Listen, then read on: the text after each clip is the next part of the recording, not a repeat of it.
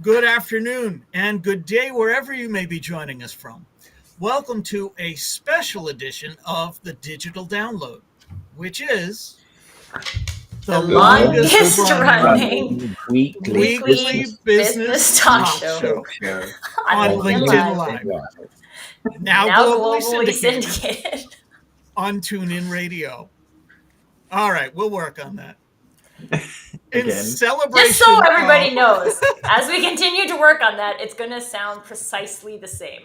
yeah, it is So we will continue to work on it, but it's just going to sound the same. pretty much. In celebration of the inaugural World Enablement Day, today we're asking, what is social enablement? But before we jump in, let's go around the set and introduce everyone. While we're doing that, why don't you in the audience reach out to a friend, ping them, and have them join us? We strive to make the digital download an interactive experience. Audience participation is highly encouraged. All right. Tracy, would you kick us off, please? I would love to. Thank you, Rob. I am Tracy Borison, founder of TLB Coaching and Events, where we care about how marketers are using social selling. So I'm super excited to talk about social enablement today from a marketing perspective. And I'm also a very proud partner of DLA Ignite. Excellent. Thank you very much. Bearded sales guy, Alex. Hello, all. Yes, the bearded sales guy. Calling from Portugal. Calling from Portugal. Otherwise known as Alex Abbott, founder of Sapiro and the creator of the conversation operating system. I too am a proud partner of DLA Ignite, and I'm ecstatic about this topic today. Social enablement. Fantastic. Thanks for being here. Thank you, Rob. I was looking for a reference to the professor in your book, and I couldn't find one. I think I allude to it, but not the professor. No, haven't really adopted that moniker yet. Bertrand. Yes, good afternoon, everybody. My name is Bertrand Godillot. I am the founder and managing partner of Odysseus & Co., a very proud DLA partner. Excellent. And I'm you glad very to be here much. today on my favorite topic. Excellent. We're glad to have you here. Adam. Hi, everybody. I'm Adam Gray, co-founder of DLA Ignite. Now, I'm going to steal some of Tim's words here, and we'll see why as we work our way along the top here. I'm famous for writing the book Brilliant Social Media. Excellent. Tim, welcome. Welcome, thank you. My name's Tim Hughes. It's a bit strange doing this on a Monday rather than a Friday. It is, isn't it? Yeah. It is really strange. Welcome to everybody. I'm the CEO and co-founder of DLA Ignite, and I'm famous for writing the book Social Selling Techniques to Influence Buyers and Changemakers. Excellent. Welcome. Thank you very much. And myself, I'm Rob Durant, founder of Flywheel Results, a proud DLA Ignite partner. And I'm not famous for writing anything. No. Yet. No, you are. You are famous now. Famous now for writing the Social Enablement Blueprint. Stop pitching. Start selling. So I don't know about you guys, but Rob, Tim, and Adam are all along the top. I know. What was that? Was along the that bottom. planned? So we have the So we authors have- at the top and the The minions authors at the are just a little above. Gives you We're something coming to for you aspire guys. to, We're right? coming for you. Yeah. There you go. Awesome. All right, so we've talked a little bit about social enablement, but most people probably have not yet heard that term. So let's start by answering the foundational question: what is social enablement? Social enablement is not a connect and pitch sales program. And that's why I prefer to use the term social enablement in place of social selling. In many circles, social selling has been given a bad name. Social enablement, on the other hand, is the strategic and tactical process of leveraging social media to drive more conversations and ultimately drive more opportunity. And it applies to all departments at all levels within an organization. Social enablement is not just for sales. Social enablement is the process by which organizational leaders, enablement professionals, and marketing and HR teams can support sales teams as they apply the Ignite social selling and influence sales methodology to their social selling efforts. Adam, I think I've been through your social selling and influence class with Ignite at least 5 times now. I was going to say it's a lot more than 5, I think, Rob. And yet, I still want to ask you, what is Ignite? Well, when Tim and I set the business up, we knew that social media was the future of comms and sales and visibility and all of those things that make the different functions within an organization work effectively. And there were lots of LinkedIn trainers and top tricks type things out there, but we wanted to produce a proven, repeatable, predictable methodology, which we hope changes the way people think about this and how they behave in the online space. And this is not just about creating a plan and knowing that you have to be more friendly or more approachable. But yes, there is an element of that. You have to have a vision, you have to have a dream, you have to have an idea of where you're heading, but you also have to know the steps and the processes that you need to undertake, not just in order to achieve success, because a quick win is success, but it's also a degree of luck, but how you can do that in an ongoing way. Because, one of the things that we like to say is that being successful on social media is hard work, but it's a hell of a lot easier than the other options. And the point is, you want to get the maximum possible result you can in the most predictable way with the least amount of effort. So that's what we've created with this. Awesome. Tim, I know you wrote about this recently. What tools and technologies are essential for effective social selling and social enablement? Do I need to buy an AI? It's a great question, Rob, and one I get asked a lot. And I think it's I'm seeing that the average salesperson in the States is probably getting spent $8,000. I'm hearing of people that are spending $100,000 per salesperson just to give them some sort of tech to enable them to do what they've been doing for the last 30 years, rather than actually saying, well, the world has changed. We all know the world's changed. COVID changed things, social media changed things, digital changed things, but we're still doing things, we're still cold calling like I did 30 years ago. And why are we doing that? Partly because the leadership is saying, well, we need to be doing it because it worked for me 20, 30 years ago. So what they need to be doing is actually raising their heads up and seeing that there's actually something else. And this isn't about sending people spam messages on social media. So, bottom line, how much am I investing? Well, we actually recommend that people take the professional edition of LinkedIn, and that's it. That seems so simple. Some of the best things are so simple. You can save an awful lot of money and get better results. Isn't that an amazing thing? Is that more for less? Yeah, I've never heard that expression before. Yeah. Doing more with less. So, you know what's Alex, funny about this? If I could just go ahead.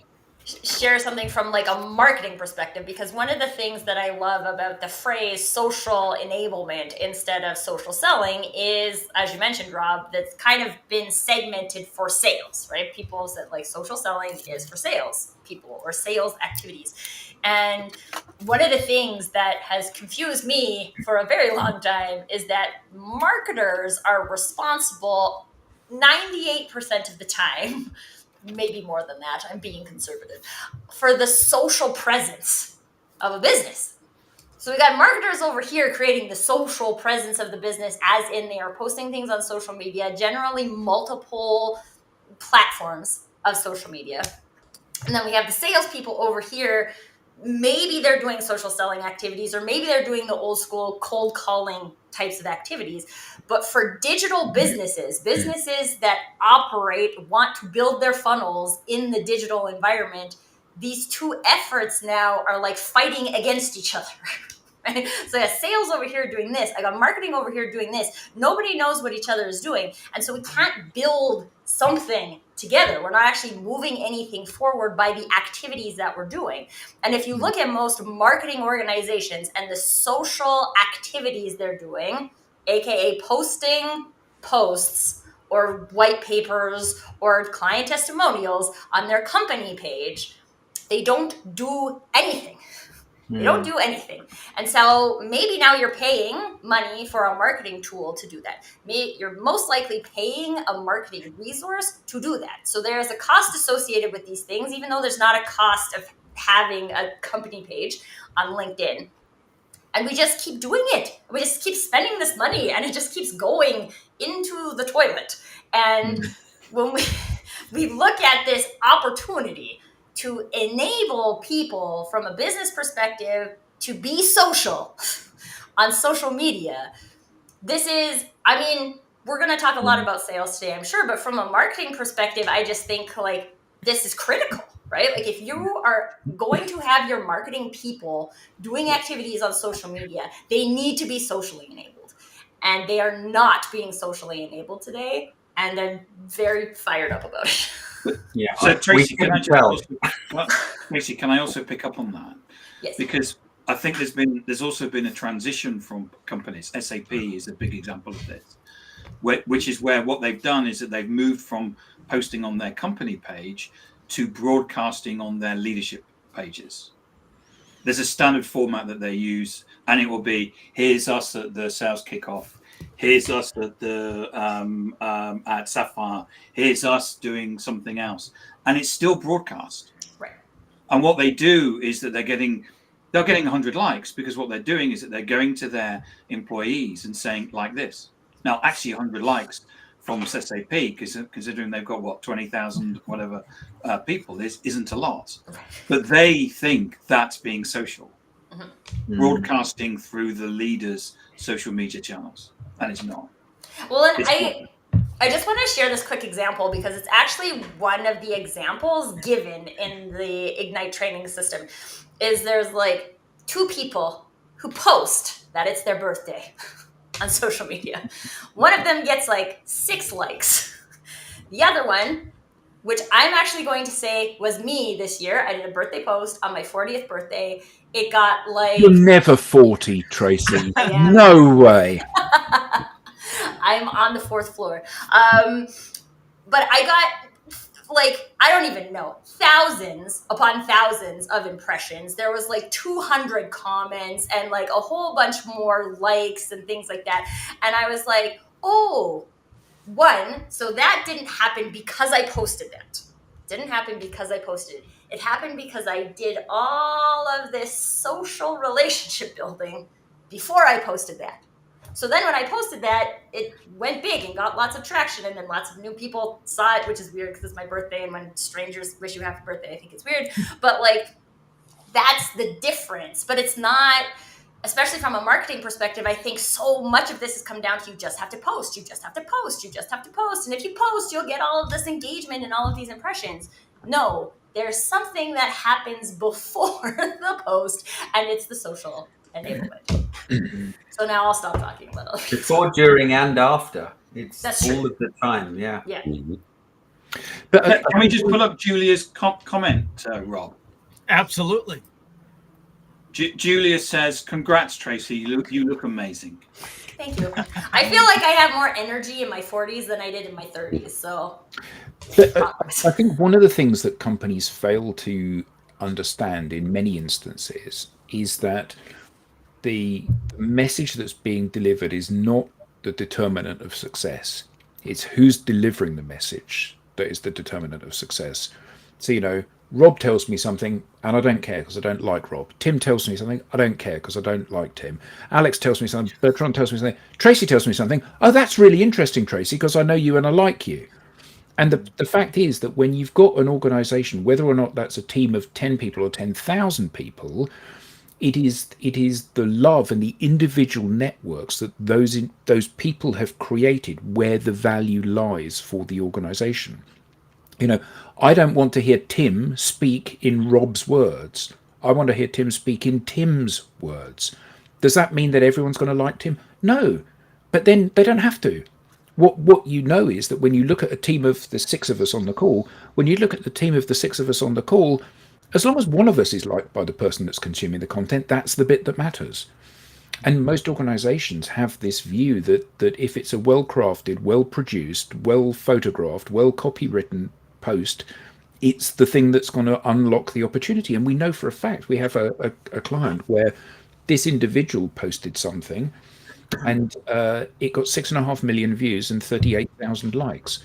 And he didn't generate any inbound from it because actually that's not where the value lies. Going viral as a business or as an individual is not where the value lies. The value lies from you stimulating conversations. And that's the bit that is missed by so many organizations. If only there was a methodology that taught you how to do it. But it's all Tracy, about I pick up. Oh, go ahead, Bert. Alex. Everybody's talking. Sorry, but it's all about the messaging, Adam. If the messaging isn't right, then Yeah, of course. How foolish. But this is something that I think it was confusing for me at the time and why it stuck in my brain. I remember working in corporate and I worked the VP of sales had his office right behind me. And I remember all of the salespeople going into his office and brainstorming the script that they were going to use. And so they created this script which at the end of the day is an average of all of the people, but not anything any of them would actually say. And so when you're talking about there is messaging that goes into it, but there's also this level of authenticity in the message that allows you to be perceived as a human. Right? If we are all out there, you got 3 salespeople, or you have 20,000 salespeople, and they're all out in the market saying exactly the same thing. None of them are actually being fully authentic with you because we're not robots. Yeah. And I would, Tracy, I want to pick up on something that you said initially when it came to sales and marketing. And the reason the Sales Enablement Society no longer exists, it is now known as the Revenue Enablement Society. The reason today is World Enablement Day, not World Sales Enablement Day, is exactly the misperception that you had picked up on. When it was called Sales Enablement, people thought it was for sales. By simply calling it enablement, well, now we can talk about it for all of the departments. And that's why we call it social enablement. Yes, it's sales first, because we can point to the results that social enablement drives for salespeople. But we can also point to the results that it drives for marketing, for HR, for purchasing. I can point to results for the engineering department if they undergo a formal program of social enablement. I can pinpoint results for career searchers. If you're a job seeker and you are trying to use social media anyway, specifically LinkedIn, to find a job, social enablement, friends. Exactly. Yeah. So, Alex, you've done the research. How can sales teams measure the effectiveness of social, and what are some real world outcomes companies are leveraging it for? Well, I think the reason I started the research. So we've done a study now for 3 years. We've got 16 months worth of data where we've been tracking, individual rep behavior, not just rep, actually, a range of experiences from SDR, AE, sales director, leader, you know, on the kind of the pre-sale, so new business as well as post-sale. So, you know, looking at developing conversations with existing customers. And the reason we started the research was for the exact kind of reason, Tracy, you were kind of talking about this dichotomy between marketing and sales, where, you know, sales want marketing to generate leads, and marketing is still trying to generate leads, you know, by creating messaging and content and nurturing. And it's doing the exact opposite. It's actually pushing buyers further away. And then salespeople, you know, want leads, but they feel like they're past it, right? You know, we don't do prospecting anymore because we've now graduated as an enterprise salesperson. And, you know, I needed data really to prove that the Ignite sales social selling methodology worked. So when I was going into conversations with sales leaders, challenging them to get their sales teams to do more prospecting, you know, build relationships with their territories at scale, I had the data to back that up. But on the other side, also with marketers to tell, you know, to educate marketers, you know, about the importance of adapting their approach. Certainly, I'm talking B2B sales and marketing, right? So, you know, no longer can marketers just expect to do what they're doing and have different results. They need to think about how they support the sales team differently so that the sales team can actually do the things that sort of, you know, help them, empower them to build relationships at scale. And that might be repurposing content, corporate content, but repurposing it in their own words, not just sharing corporate content that you touched on, Tim, in this call. And so, you know, within the first quarter of measuring things like network growth, follower growth, the number of posts on LinkedIn, how human the content was, you know, not personalized, but actually human, genuine and authentic. By tracking how many new conversations each person was inserting themselves into on social media, you know, that's looking for topics that are relevant to them and their target audience, and actually, you know, kind of getting involved in the conversation and commenting, looking for people that are posting. And if those, you know, if their target audience isn't posting, look at what their target audience is commenting on or liking. Because when you know, comment or react to those posts, your target audience sees you. And it's a great way of putting yourself in front of your target audience. So we were measuring all of that stuff, and by the end of the first quarter, we found that we were able to create meetings, calls with 6.7% of those that we asked. And as we continue to track that, and as we continue to practice the methodology, we got better. That crept up to 9% by the end of Q2. You know, we're now sort of averaging, we can see an average benchmark across the range of people that we're tracking, and that's, you know, Sapiro associates as well as clients. You know, we can see the average is 10.5%. So for everyone. So hold on a second. So you're saying that you ask 10 people for a call and one of them says yes on average? Yeah. So during the course of a week, I ask 100 people for a call. That means 10 people will take a call with me. Yeah, and that's the point. They actually take the call with you.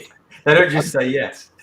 I mean, this is remarkable, isn't it? Because most organisations, they don't get anywhere close to that. If you said to the sales teams within most organisations, if all of your sales reps were able to have 2 calls per day with ideal customer profile people, where the people attended those calls, how would that affect your business? I mean, I think most of them wouldn't be able to answer because they're currently getting 1 call every 2 weeks. Yeah. So, Yeah. you know, it's orders of magnitude different, isn't it? It really is. It is. And, you know, when we first kind of started this, we were seeing about 33% of those calls progress to a meaningful next step. And that's an important measure as well, because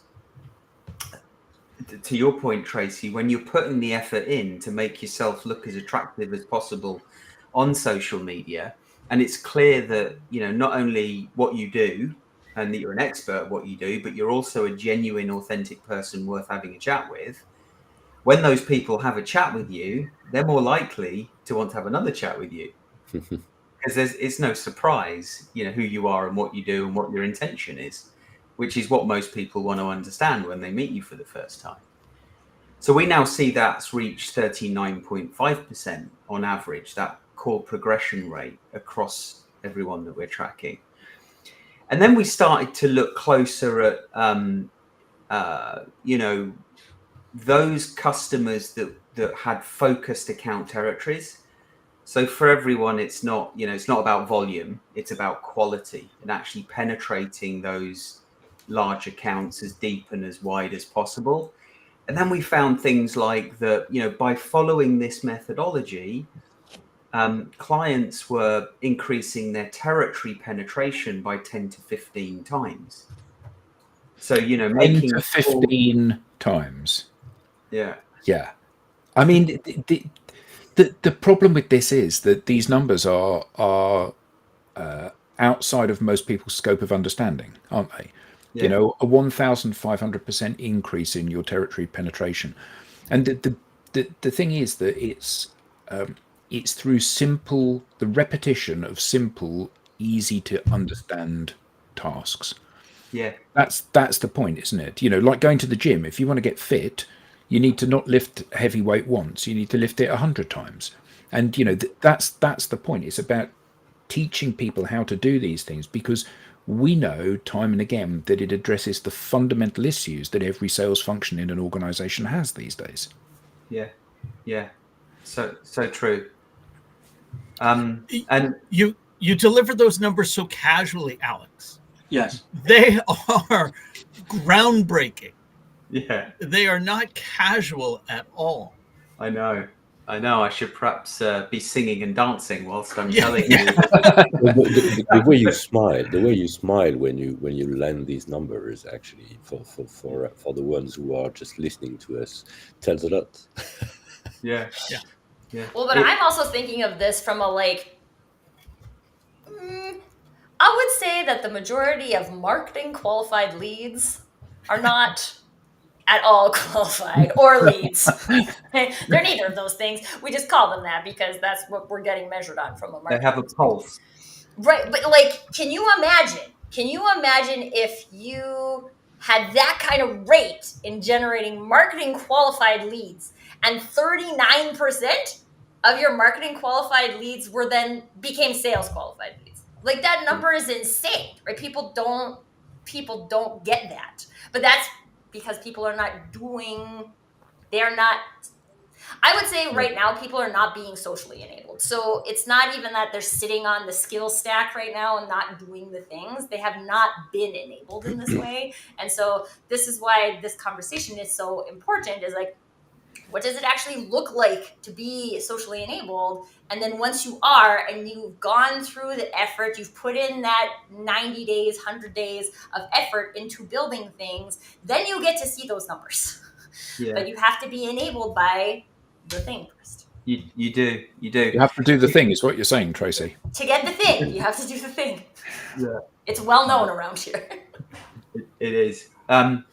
Yeah, I mean, we had one client who had been working with their SDR in partnership. So he was a sales director working with his SDR. 5 months they were cold calling and emailing into their territory. One meeting.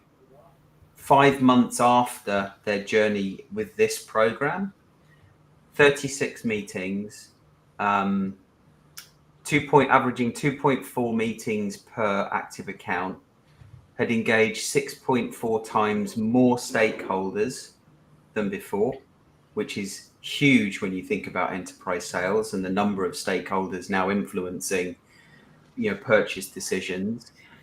And now I've got the luxury of kind of looking back. So beyond the 5 months, ends the first year.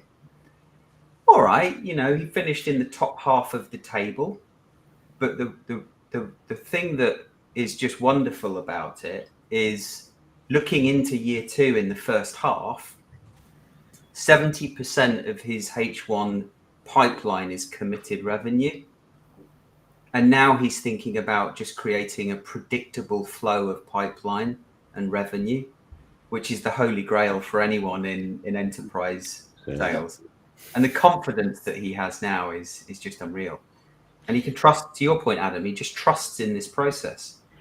But I mean, let's be honest. If you've been thrashing away for 5 months and generated 1 meeting, and then you try this, and in the same period of time you generate 38 meetings, did you say? 36. 36 meetings. So a 36 times increase in the number of meetings that you've got. I mean, that would give most people confidence, wouldn't it? Yeah. And they are good meetings. That's the point. They're actually potentially better meetings even than the one that was achieved in 5 months. Yeah. So one of the things that I quite find funny, because I have a dry sense of humor, is that one of Alex's clients is an email marketing company, and they can't get any business through email marketing. So they came to Alex and said, Alex, our email marketing system doesn't work. Can you help us with social selling? And this is the thing, right? Like, email has its place, right? There's lots of things that email can do, but from a lead generation point of view, it's mostly useless for most businesses. And even if we're primarily talking about B2B here, and there's a lot of differences between B2B and B2C.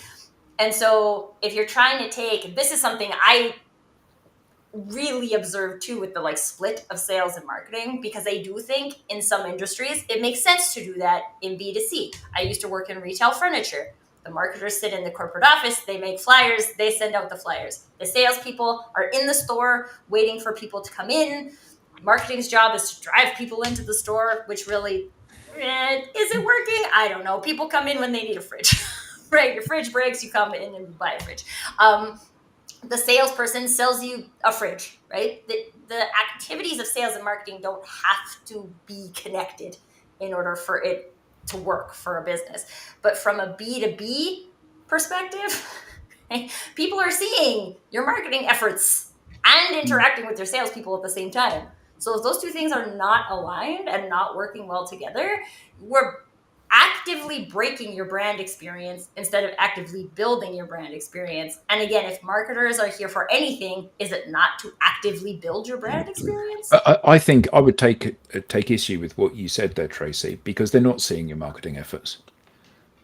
And the point is that the reason they're not is that, we all are very good, whether or not we're scrolling in Facebook, or we're looking at our inbox, or we're driving down the street, or sitting on the subway looking at, with the adverts around us. What we do is we actively tune this stuff out. It's true. And the reason we do is that how well you can do your job is partly based on how well you can focus on that job. And when I'm getting loads of emails with people saying, just bouncing this or circling back round in order to have a conversation, or did you get a chance to have a look at no. And I remember the words of Gary Vee. He said, content is king, but context is God. And the point is that the reason that I'm going to read your email is because it's your email. It's got nothing to do with the content of it, because I only know that when I've consumed the email, and I'm not going to consume it because I've no idea who the hell you are. And it's this point, isn't it? If you build a relationship first, you build a platform on which not only are you likely to listen to what I say, but you're likely to believe what I say. And that's a huge disconnect in, pretty much every marketing or marketing function, because they believe that the solution is volume. And if you're selling training shoes, it is volume. Nike, Adidas, Reebok, whatever, they will do pretty much the same thing. I'm going to buy your brand because I like your brand, or because I think it's really great that LeBron James wears a pair of those, or whatever it may be. That's a perfectly valid thing. If you're selling an enterprise-wide ERP system, it ain't going to work in the same way. You know, the fact that Richard Branson is saying there, well, I use the Oracle ERP. So it's like people don't care. They have no interest in that. And the only way you can get them to care is if they form a bond with you and you demonstrate through your actions that you know what you're talking about. And Yeah. that's something that has seems to have blindsided most people, doesn't it? It is. I really love what you're doing with this book, Rob, because to your point, Adam, and to your point, Tracy, you know, marketers are spending most of their time, if not all of their time, trying to search and qualify the 5% of people that are in market to buy the thing that that they sell. Yeah, and they're missing out on this huge opportunity, which is to actually build relationships with people, which is why this program works so well, because the success that we see is as a result of those people not selling. Actually, to your book, the point of your book, Rob, and actually to take this one step further, I think the future for organizations is actually to think about creating a prospecting culture. And perhaps prospecting is the wrong word, because the minute you say prospecting, people think selling. But actually creating a culture that you know, where everyone in the organization are contributing to developing their network for the good of the organization. Absolutely. I like to call it a brand community. So, picking up on that, Tracy, as our resident marketing and branding expert, what role does personal branding play when it comes to social enablement? All of it. So here's the thing, right? First of all, if we're talking about being social, I think it's important for people to note that the way I am social is different than the way Alex is social, or Rob is social, or Tim is social, or Adam, or Bertrand, or anybody who's watching this. Everybody has a unique brand of being social. Things that fall into it are things like whether you identify as an introvert or an extrovert.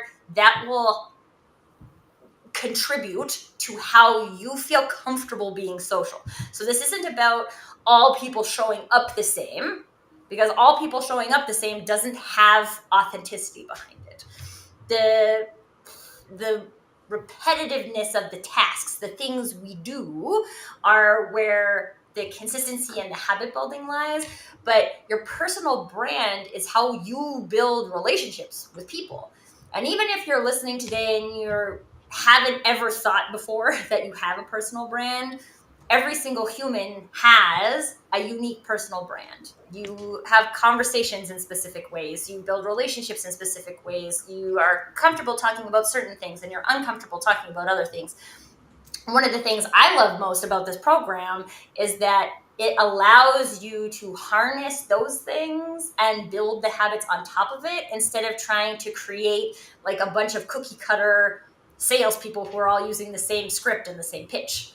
It's about embracing your personal brand, discovering your personal brand, which a lot of people, and I would say specifically from a marketing perspective, this has been very interesting for me, because as a marketer, I will say growing up as a marketer, you are behind the scenes. You are the voice of the brand. You are not the voice of yourself. You are the voice of your brand, and the brand says this, so you say that, right? You repeat the pitches, you repeat the elevator statements, you repeat what's on the website, you just repeat it.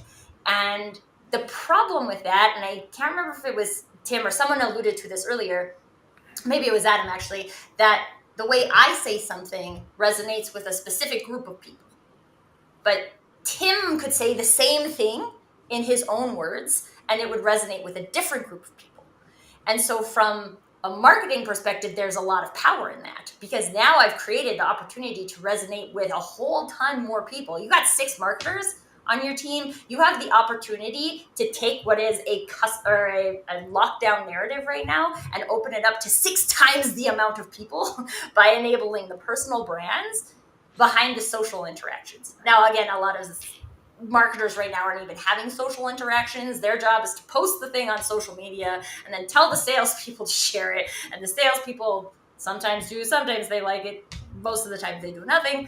And we just keep doing the same things.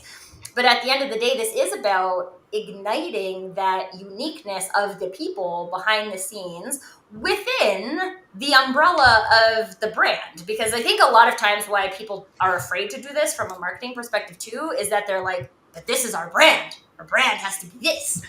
But if you've hired your people responsibly, then your people should match your brand. Okay? So if you let your people go out and be people, it should match your brand. And this is why, Rob, you talked about why this has like a HR and a culture perspective attached to it too, because if you historically haven't done a good job of hiring your marketers or your HR team or your engineers or your salespeople in alignment with your brand values, then yeah, you would be terrified to let those people go into the social environment and share what they're going to share. But then there's other problems. I'm gonna leave it at that for now. Bertrand, I wanted to ask you, as one who has recently started practicing Ignite in the French market, how do language and culture play into social enablement strategies? Well, of course, Rob, I mean, obviously, we'd love to think we're different.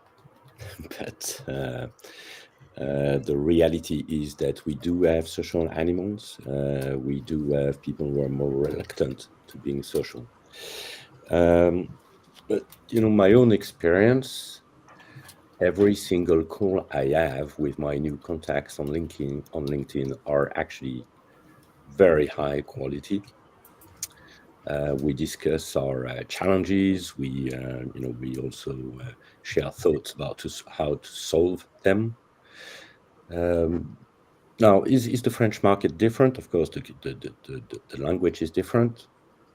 I've started applying Ignite, I think, a little bit more than 4 months ago. I have more than doubled my number of contacts in my target market. I am on the range of 5 to 10 conversations a week.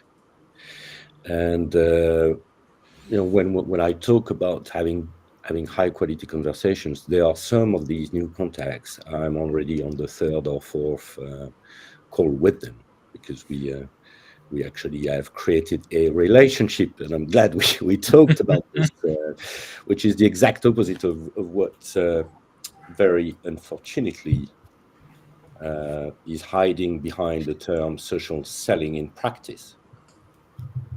Because in practice, and to go back to what you were saying, Tracy, when the term social selling in our market is just all about automation and SDR, completely disconnected. And then you end up with a sales team who's not social enabled. So it's completely counterproductive, as you very well stated. So that's also why there are people who are reluctant to getting on a conversation. The reason why they are reluctant is because they believe they're going to be pitched, which is obviously not the goal of creating a relationship and being on a social network. We are here to do the networking activity. And by the way, one number I was contemplating again this morning is my level 2 connections are currently at 320K, which means that even with a very small network, but very targeted, you actually have a lever, which is completely crazy, assuming the fact that you have truly created a relationship, and not just sending a flyer or a digital version of the analog flyer. I don't think that is working. So great experience here. We're no different than any other country from a B2B perspective, I'm quite sure. Does that answer your question, Rob? Absolutely. Thank you for that. Okay. As we've got 15 minutes left, I thought I'm going to talk about this. Okay. So Rob doesn't want to talk about his book, but we're going to talk about it. So it's not available on Amazon yet, is it, Rob? No. Because I checked, and Yeah, no. The great thing about writing a book is writing a book. The Yeah. challenging thing about writing a book is everything else that goes with it. And as others know, and I have learned, you need at least 3 full business days before you post a book to Amazon before it's available for distribution. With So delays in have you writing, posted it? delays in editing. Have you posted it to Amazon? So it is now. It will be any moment now. It'll be available. It will be available by the end of this week. And if you would like to get notice of the wait list, you can go to socialenablement.pro. On socialenablement.pro or the QR code on screen, you can register to have an email notification when the book becomes available on Amazon and other book resellers. Yes, sorry about that, Alex. It's all right. It's a good resting spot. So, Rob, your book, in a nutshell, why should somebody buy your book? That's a great question.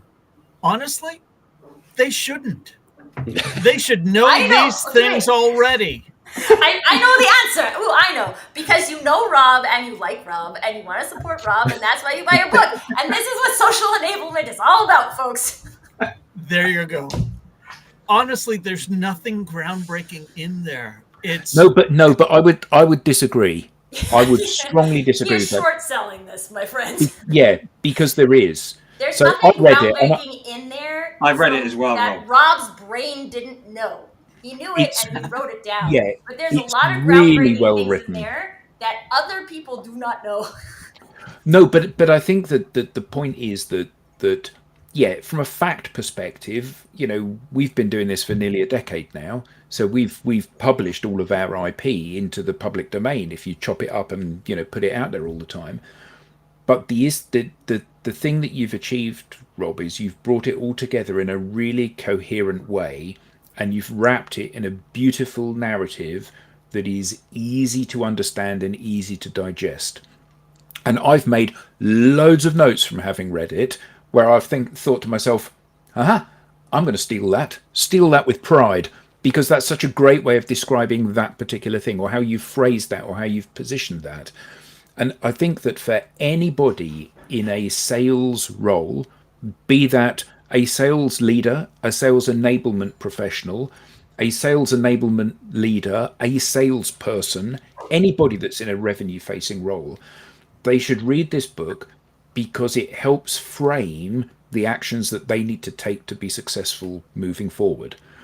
Every time you go onto LinkedIn, there's somebody saying they've got a 2-hour masterclass that will tell you all of the secrets. Yeah, and all of these things are great, and they do tell you the secrets that you need to know, but they don't tell you how to implement the secrets, and they rarely tell you why you should implement the secrets.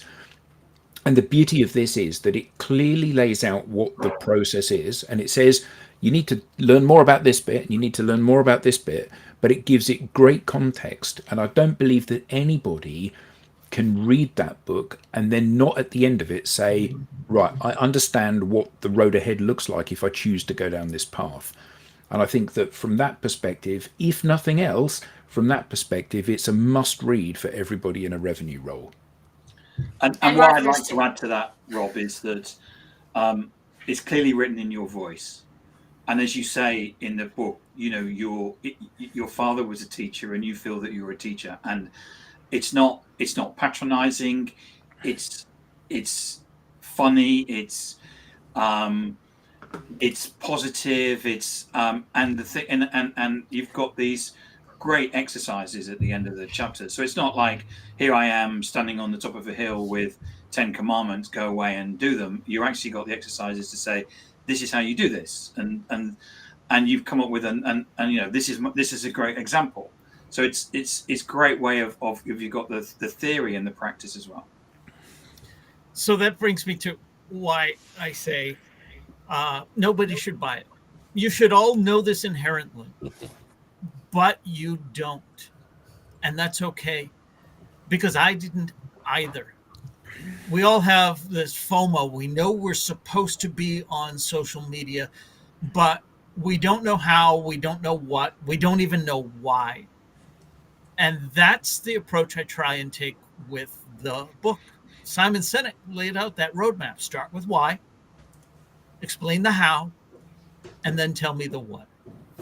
And I've put together a very prescriptive process with examples of how to do each of the three basic tenets: be approachable, be sociable, and be generous. And speaking of generous, I wanted to take a moment to thank everyone here for their generosity. Tim and Adam for bringing me into the fold with DLA Ignite and showing me this path. Tracy, Alex, Bertrand, you've all been very generous with all of the ideas that you exchange both privately and publicly. And that's the opportunity that I hope everyone reading this book has as well, to get to know the entire team here at DLA Ignite, to get to know everyone in your network. We all have valuable things to say, but we just sometimes don't know how to go about saying it. Certainly not publicly, certainly not on social media. I'm not Gary Vee. I'm not a Kardashian. I'm not. I don't care what you're not. I only care what you are.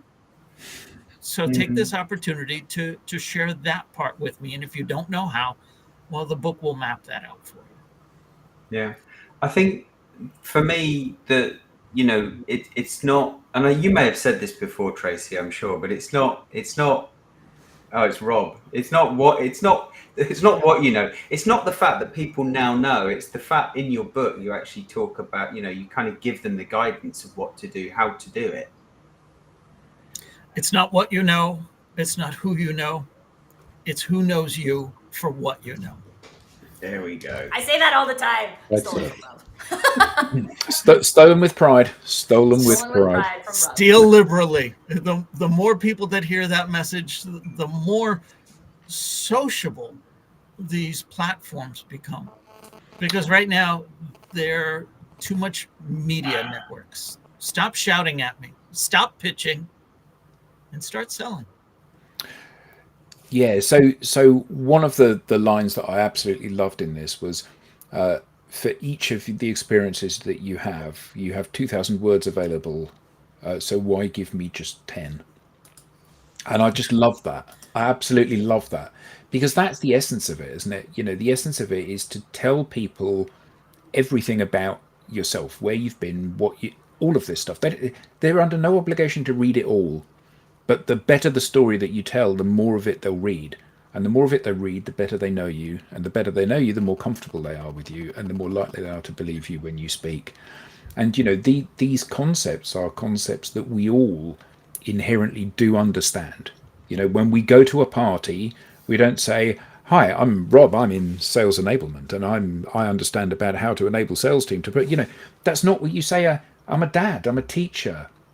I love the following things. That's the thing that we all get. Every single person gets that, and yet we come onto these digital networks and we go. So I'm going to talk about last week. I got a 15% increase from this client, and nobody cares. Nobody cares about any of this stuff, and yet we still keep recycling it, because it's almost as if we believe that there's this secret rule book written of how we need to behave in the business context.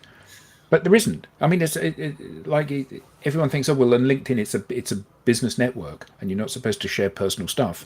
So where does it say that? Reid Hoffman, who founded LinkedIn, he never said that. It's not written in any of the terms and conditions. So why would you be assumptive and think that that's what he wanted you to think? Good point. Because that's what makes me comfortable. And I would much rather tell you how you should not use LinkedIn, how it's not Facebook, than it is to put myself out there. This is one thing I will say, because even for I'm a personal brand advocate. I'm known for my authenticity, and going through this program, it tested my ability to be vulnerable on LinkedIn, and that is a practice, right? So then once you do it a few times, and it gets easier and easier and easier, And I'm not saying, and I don't think any of us are saying that this is about revealing all things about you to the internet. Right?